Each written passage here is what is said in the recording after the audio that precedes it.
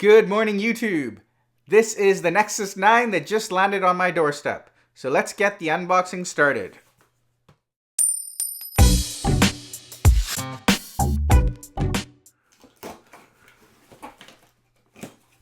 I'm pretty excited to get this tablet. This will be my first big Android tablet. Before this, I've only had the Nexus 7. So here is the Nexus 9 box. As you can see, the number 9 is inset on the front of the box.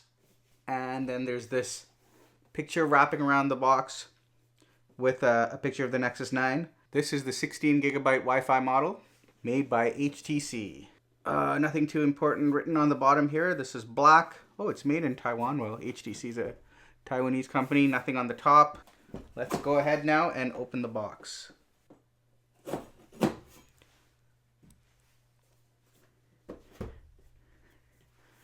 Doesn't weigh a lot. I think the tablet's going to be nice and light, judging from the weight of the package. Okay, so let's take the lid off.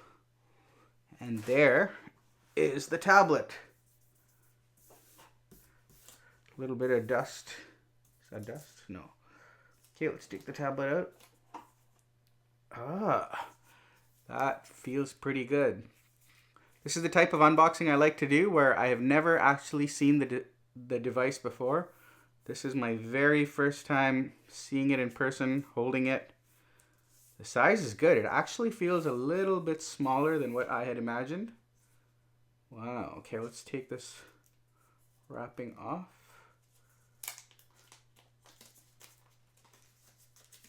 One, two, three. And there it is. There's our Nexus 9. You can right away feel the metal on the side. It's a little colder on the side. There's the top speaker. There's the bottom speaker. You can see the front facing camera there. Headphone jack on the top.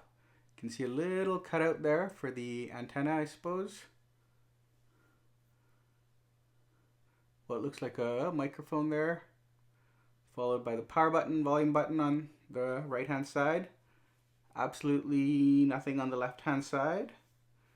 And then just the USB charging port and another little hole there for the microphone at the bottom. The metal around the edge feels really nice. And then on the back, Nexus logo, there's a little white sticker here with the serial number. It also shows it's a 6700 milliamp hour lithium ion battery. And then of course the beautiful Nexus logo here. Let's see how it looks compared to the Nexus 7. As you can see, the logo is a little smaller on the Nexus 9 and the colors are different. A little more gray with this Nexus versus the pure matte black here. The Nexus 7 has the Asus logo. This has the HTC logo. Before we take a look at what else is in the box, let's just compare the two devices a little more to give you an idea of the size difference. As you can see, the Nexus 9 is about 1.5 inches taller, not a full 2 inches taller. And it's about, it's hard to see it that way.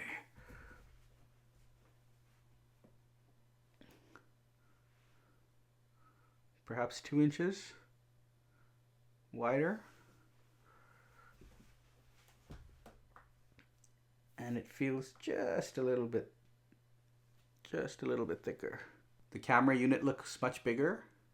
And of course there's an LED flash with the Nexus 9, which is not there with the Nexus 7.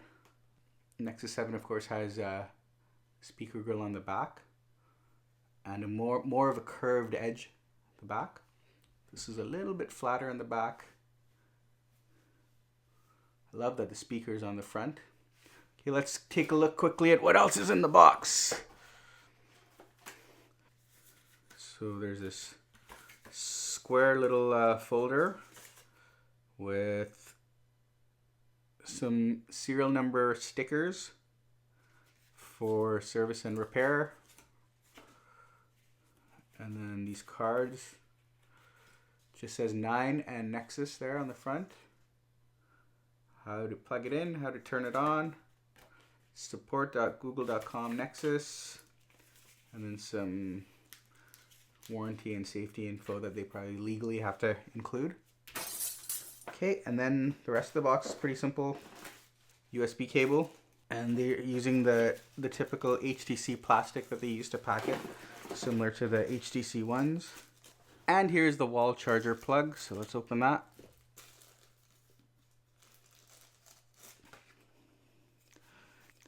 It's pretty big. A lot bigger than what I've seen with other HTC adapters. 5 volts, 1.5 amps. Wonder how long this thing takes to charge that 6700 milliamp hour battery from 0 to 100%. And that's it for the packaging. Nothing else to look at here. So now we can get started with actually turning the unit on. So let's start a stopwatch and see how long it takes to set this Nexus 9 up.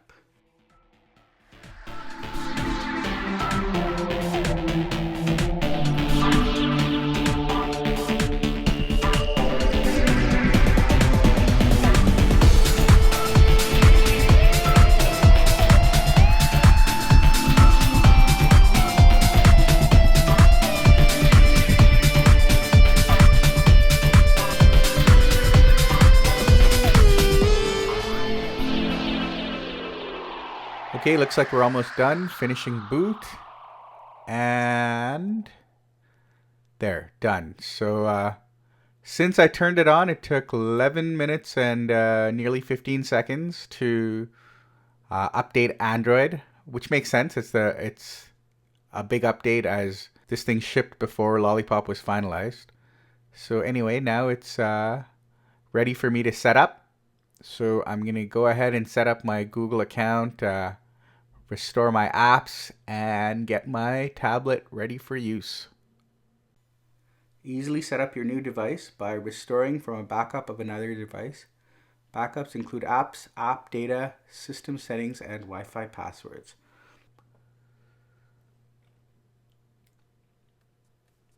All right, my Nexus 9 is completely set up now, and here are some initial thoughts.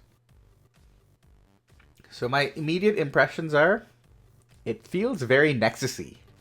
I know that's not a word, but it's interesting to me that HTC is so well known for its industrial design, yet it seems like Google told them, keep your designers away from this thing. It looks just like a standard Nexus. In fact, if it said Asus or LG on the back, I would never know. I like the size. It's a lot bigger than the Nexus 7, but the weight is fine. The 2013 Nexus 7 weighs 290 grams, and this Nexus 9 weighs 425 grams. So it's pretty much one Nexus 5 heavier than an N7. I definitely like that the screen is a 4:3 ratio. I think it would look too tall and awkward if they kept the 16:9 ratio. The screen seems to be the general quality of the Nexus 7, so that's fine. It definitely does not feel like it's an upgraded display. I'm not into this this camera sticking out like this. Why is it protruding so much? And it's so close to the corner. This is asking for damage. But it's good that, I mean, if you use the camera on your tablet, then you'll be happy that it has a nice LED flash. Definitely feels good in the hand to hold. I do like the way the back is. It does feel like quite the fingerprint magnet. It does not have the